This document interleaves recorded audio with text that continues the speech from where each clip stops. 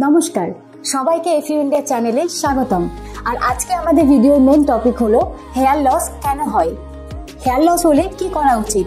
চলুন আলোচনার বিষয়ে আসা যাক। চুল পড়ার কারণ: হরমোনের পরিবর্তন, প্রেগন্যান্সি, মেনোপজ বা থাইরয়েডের সমস্যার কারণে হরমোনের ভারসাম্য নষ্ট হলে চুল পড়তে পারে। পুষ্টির অভাব, ভিটামিন ও খনিজ পদার্থের অভাবে চুল পড়া একটি সাধারণ কারণ। মানসিক চাপ, অতিরিক্ত দুশ্চিন্তা বা মানসিক চাপ চুল পড়ার একটি বড় কারণ হতে পারে। বংশগত কারণ, কিছু ক্ষেত্রে টাক পড়া জিনগত বা বংশগত হতে পারে।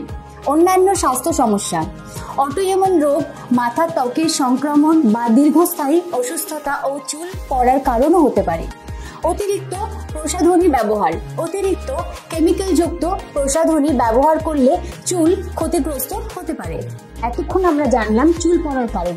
চলুন এবার জেনে নেওয়া যাক চুল পড়ার নিয়ন্ত্রণের উপায়। সুষম খাদ্য গ্রহণ, প্রচুর পরিমাণে আমিষ, শর্করা, ভিটামিন ও খনিজ সমৃদ্ধ খাবার খাওয়া উচিত।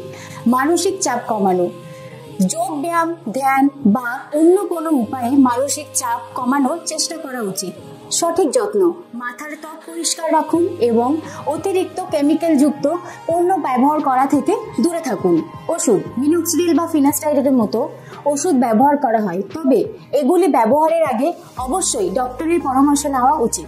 হেয়ার ট্রান্সপ্লান্ট, গুরুতর চুল পড়ার ক্ষেত্রে হেয়ার ট্রান্সপ্লান্ট একটি কার্যকর সমাধান হতে পারে।